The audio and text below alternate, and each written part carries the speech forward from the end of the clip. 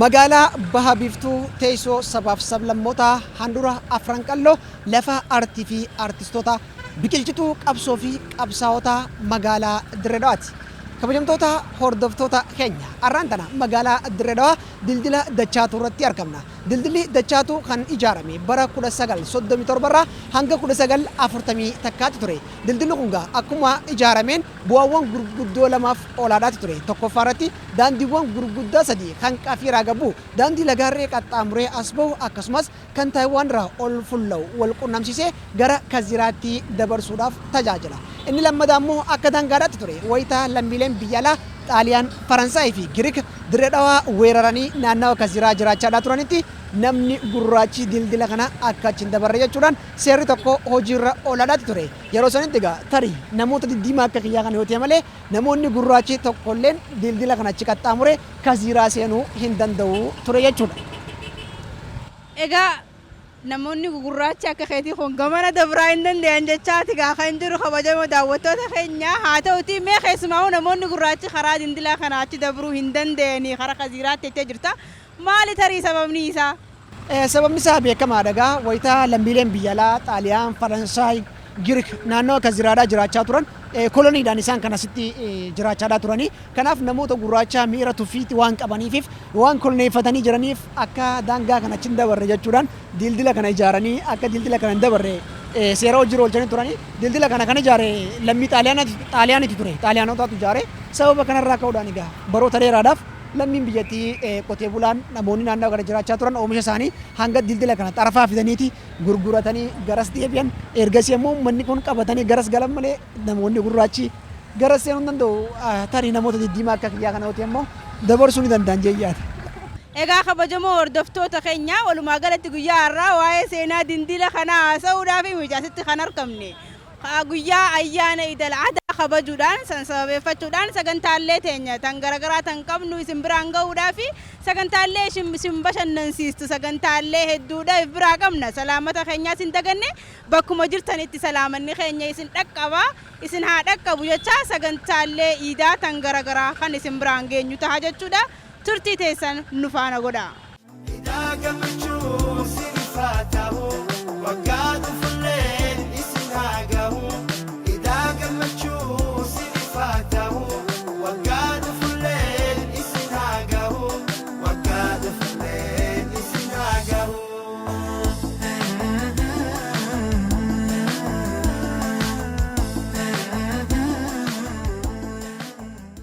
jirtu kabajamtoota hordoftoota keenya baga ayyaana iidaa addaa arafaa kan waggaa 1442 isin geessaniin jecha qophii ayyaana kana sababeeffachuudhaan qopheeffanne isin biraan geenya.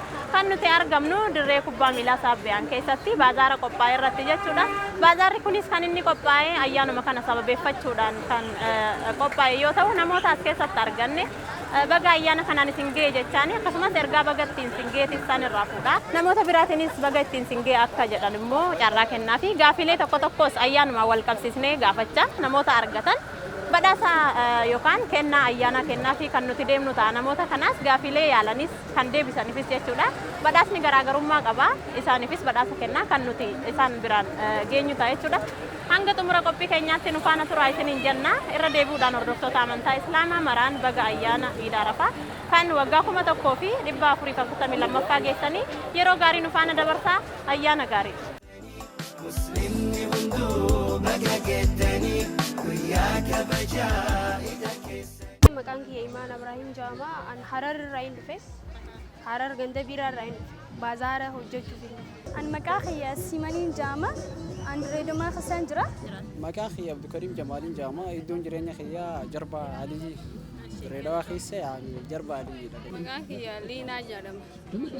Ani Lishaan jedhani amma baazaariin seenee iidaa arafaa fi Gabreeliif jechuu baga isiniin ga'e. Zeewoon Zalaalem jedhama magaalaa Adaamaa keessa jiraata.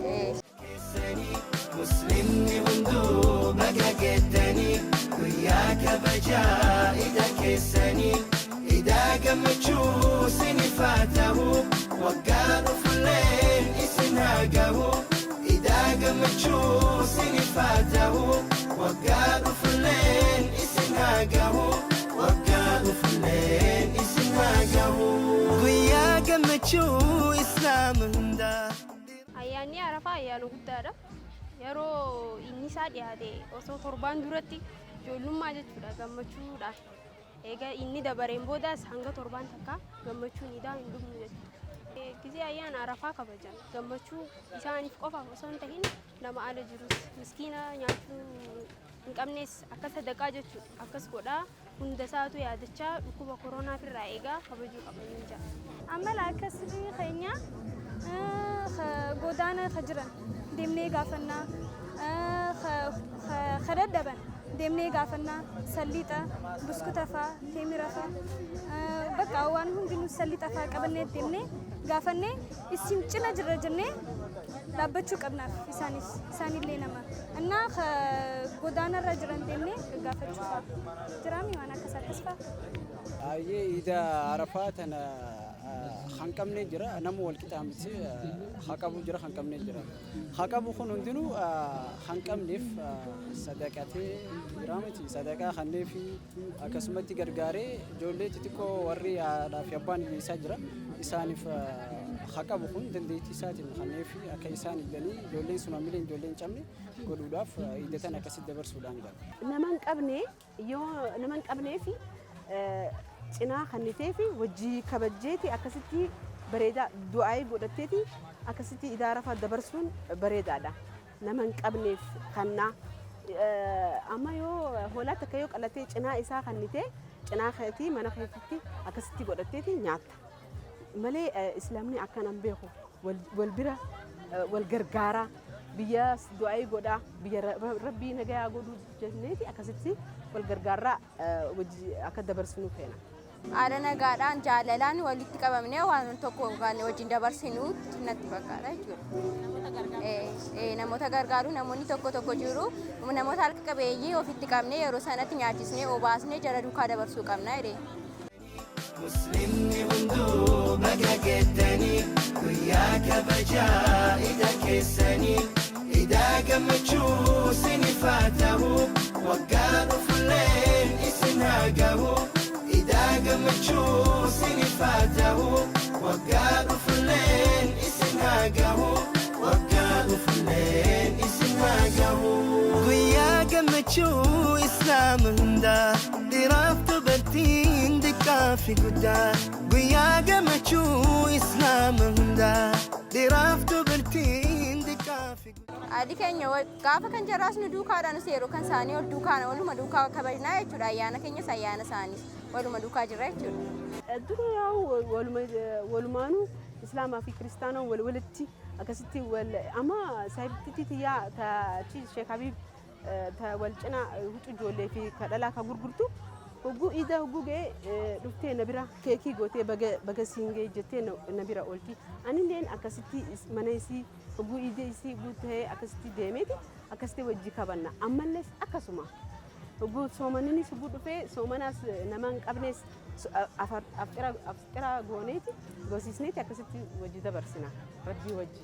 Khawallee saayibollee khawallee bira dhaqeetini ofii jeeti bakka idaami ofii jeetini dhaqeetini isaan wajji dhiifama dhiqqaafadheetini isaa wajji dabarsa jechuudha. Kabajamuu haa qabu aan galeeyoota wajjin kabaja ummaatii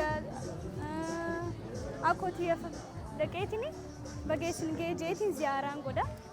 Yaa kabajaa iida keessanii muslimni hunduu baga geettanii guyyaa kabajaa iida keessanii iidaa gammachuu isiniif haa ta'u waggaa dhufulleen isin haa gahu iidaa gammachuu isiniif haa ta'u waggaa dhufulleen. 1,442 yeroo 1,443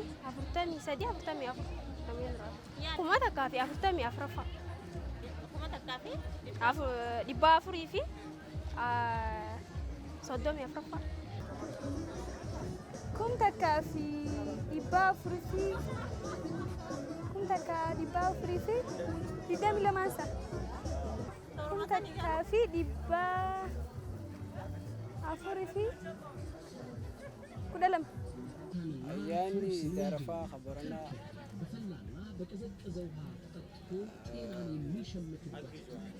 iidaa rafaa iidaa guddoo yeroo meeqaffaaf kabajama? Iidaa rafaa iidaa guddoo Iiddi guddoon iiddi soomanaa yeroo meeqaffaaf kabajame sanarra dhaabbatu bara 40 fi deemsa.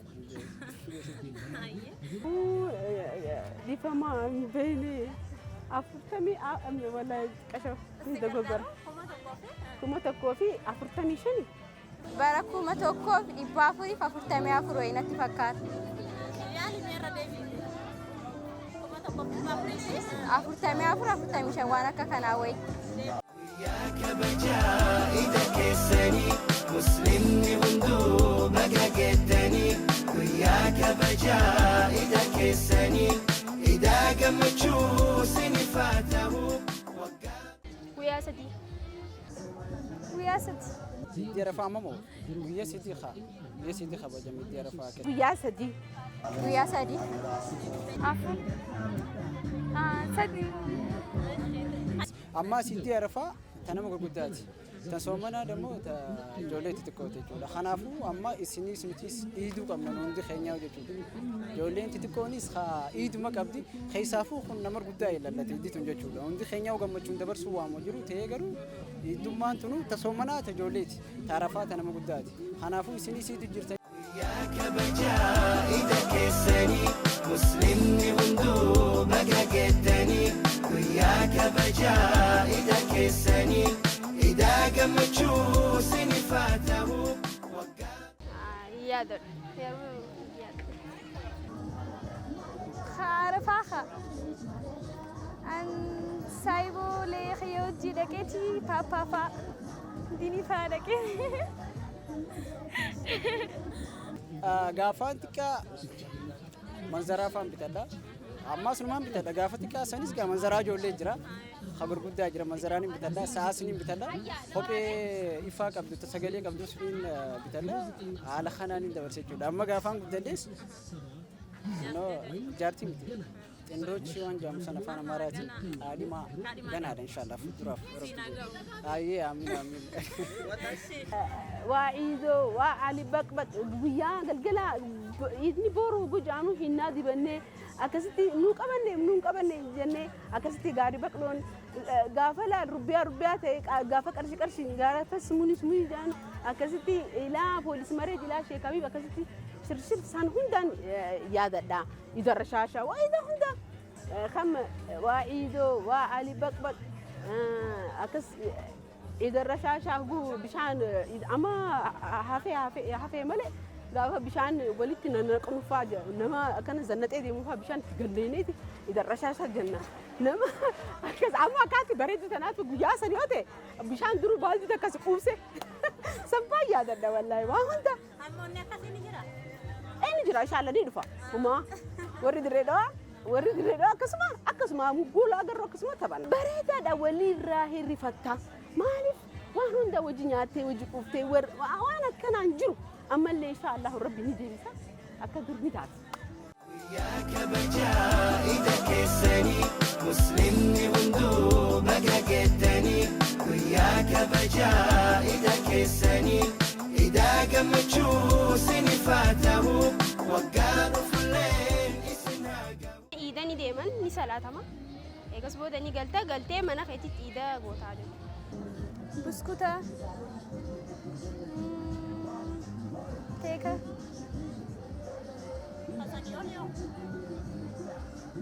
Arafaa.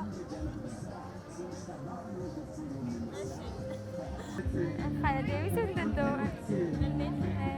Kaamantiitti qalanii nyaachuufaa haree qabus, halkuu qabus, hasangaa qabus ni qala ni nyaatanii kan qabnes haa qabu kun ni nyaachisa akka ollaatti jechuun iida soomanaattis ta'ee iida arafaattis hawlolees ilfama ol gaafachuun numa jira jechuun guyyaa gammachuu waan ta'eef gammachuu wajji dabarsuudhaaf haara olii qabus ilfama waliin ga'ee walitti dhiyaatee akkasitti haala gammachuun dabarsinisa. Yaa arafaa hoolaa qalama namaaf hirama. Dura salaata deemtee salaattee dhufta. Guu salaattee dhuftee hoolaan qalamiiti namaaf hirama. Eegas booda akkasitti idakeetii wal akka barta jechuudha. Sadaqaanii kennu nyaachisuu nu baasu jechuudha waan tokko tokko gargaarsanii godhu.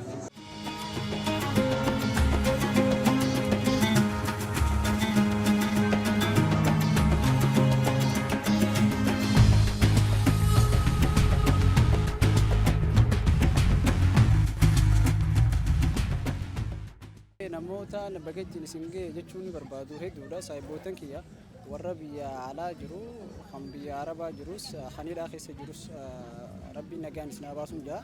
Duraan dursee iidatanaanis rakkoo keessa jiraatanis baga ittiin isin ga'e isin jaa. Itti aansee saayibootan kiyya warra as jiruu fi warra Oromiyaa jirus baga iida Arafaa tanaan ittiin isin ga'e jaa. Isinillee ni mubaarak.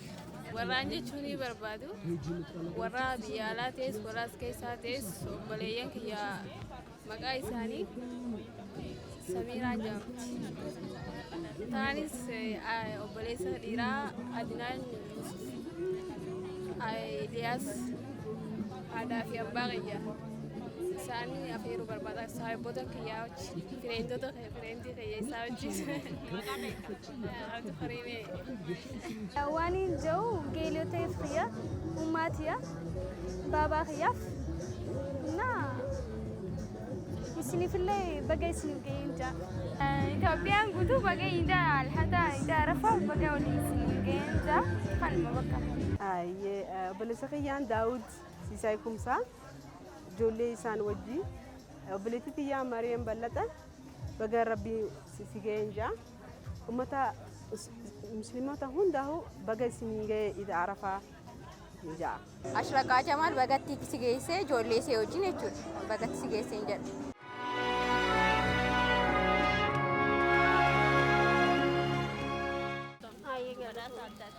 Galatoomaa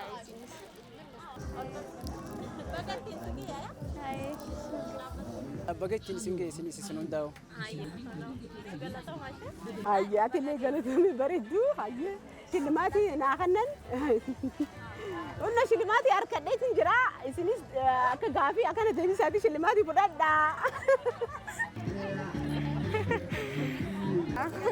Galatoomaa.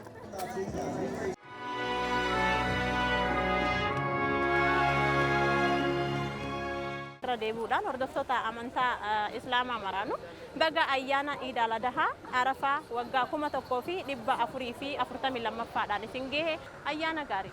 Idaa gammachuu sinifaatahu waggaa dhufulleen isin hagahu.